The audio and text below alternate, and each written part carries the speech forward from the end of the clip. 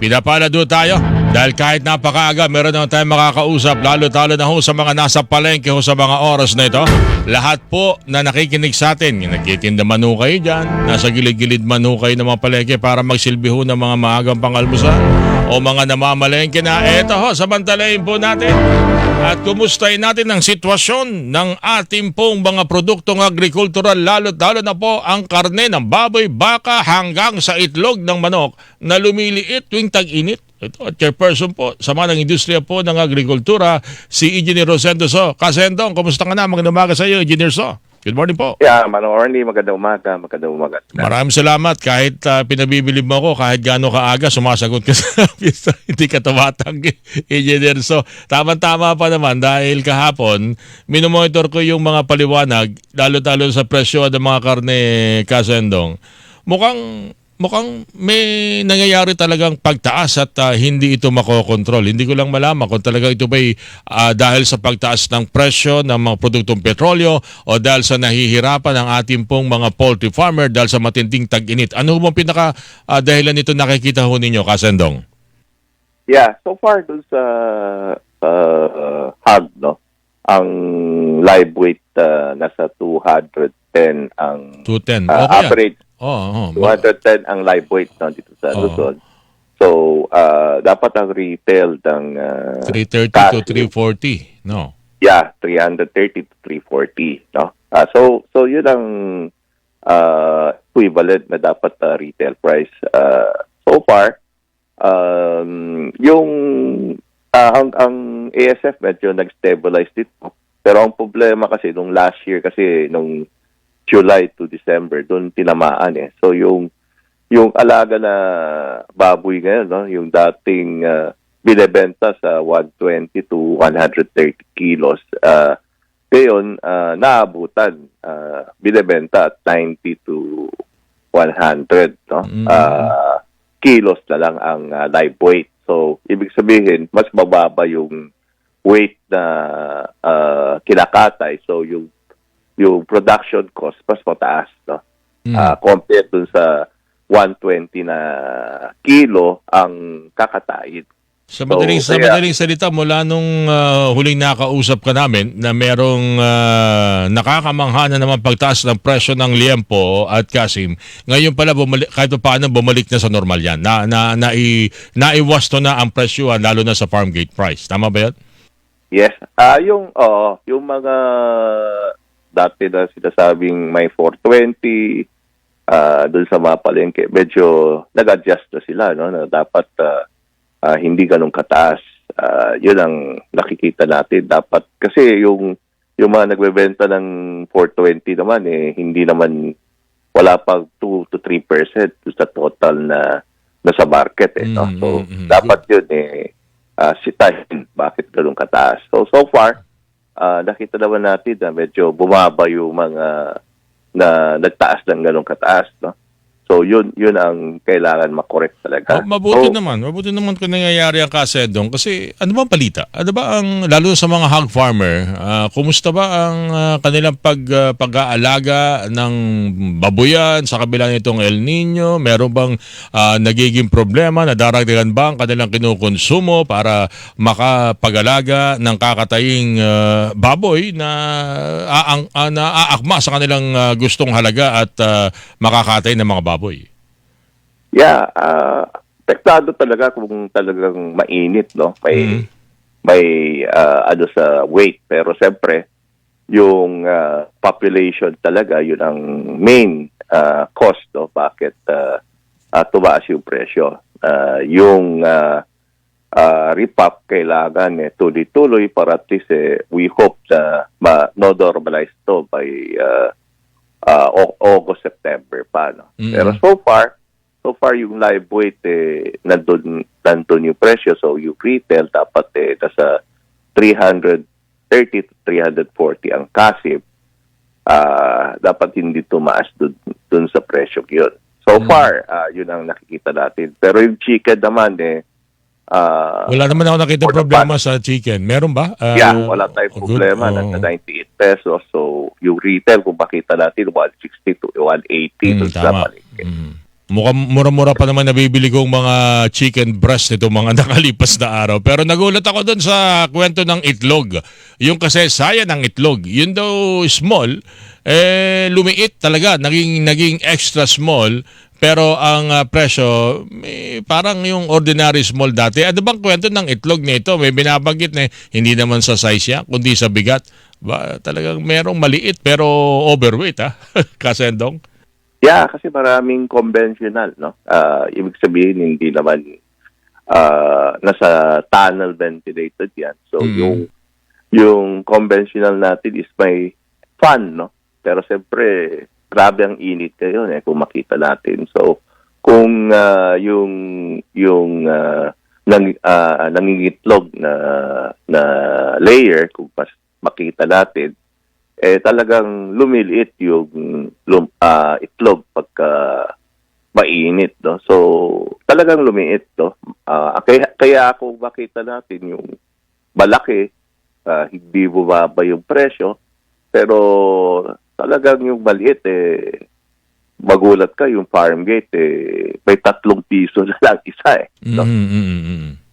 So doon nagkakaproblema kasi majority ng itlog talaga lumiit. So yung maliit talaga bagsakan talagang presyo. So ang dami pa natin supply, no, na pumasok sa layer. So talagang bagsak yung presyo. Mabuti naman at hindi pa tayo nakaririnig na kinakailangang tulungan sila, lalo na ng pamahalaan sa pagpapanatili ng sapat na supply ng itlog at ito mga karneng pinag-uusapan natin, Kasendong.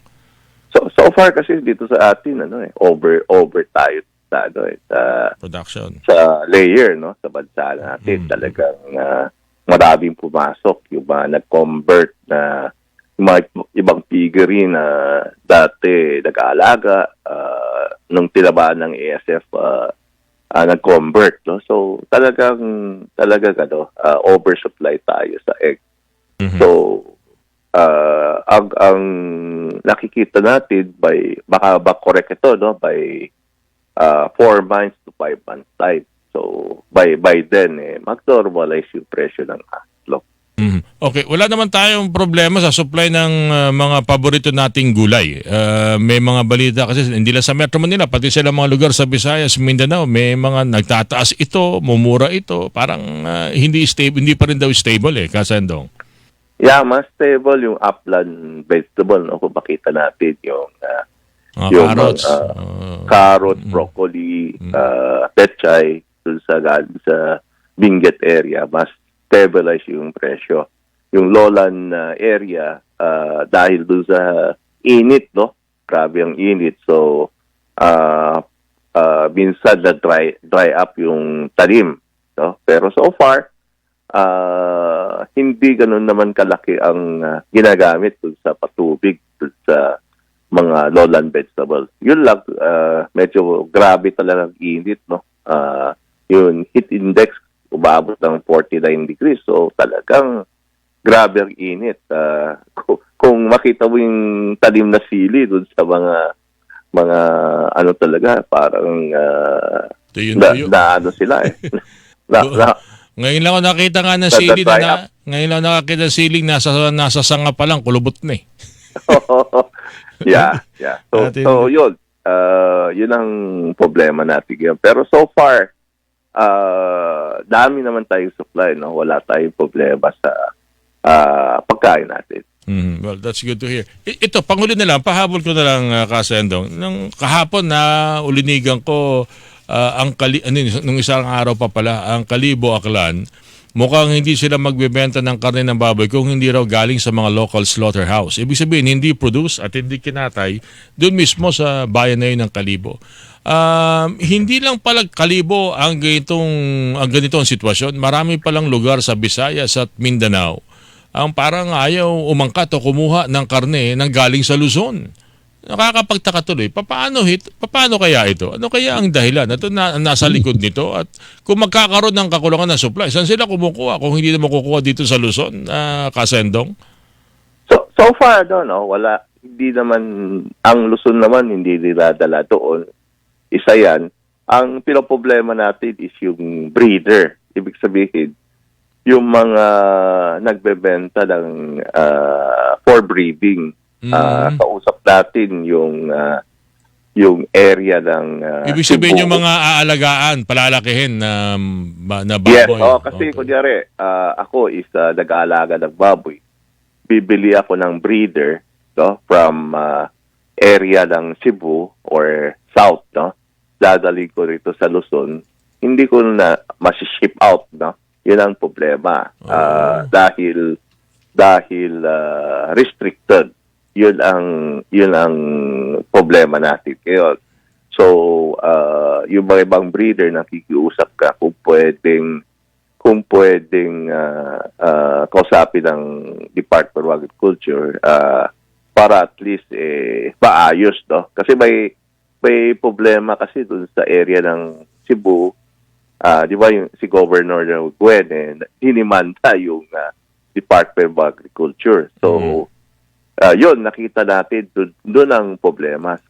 Pero yung ship from Luzon to dun sa area na yan, wala naman wala tayong shipment from Luzon going dun sa lugar. No? So wala problema yung Luzon to Visayas and Mindanao. Meron lang problema talaga yung Visayas and some parts of Luzon na ibabiyahe.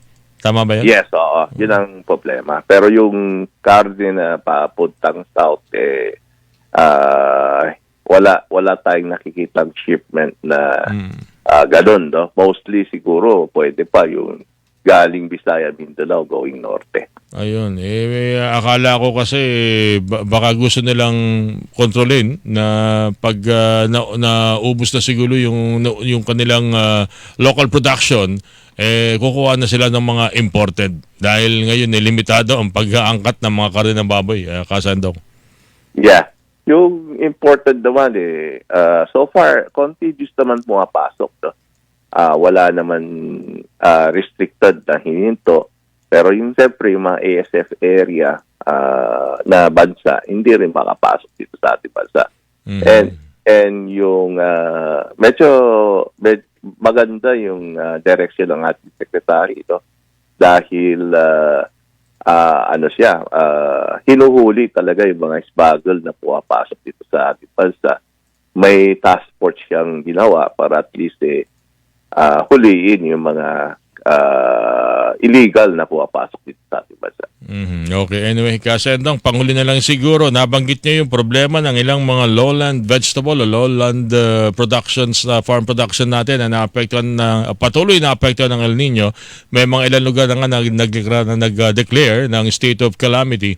Sa ngayon, talagang kinakailangan pahupain ito. Hindi talaga kayang tugunan, lalo-lalo na yung problema natin ng nai-imbak nating tubig taon-taon. Yes, oo. Pero nakita ko yung level ng tubig dun sa mga dam.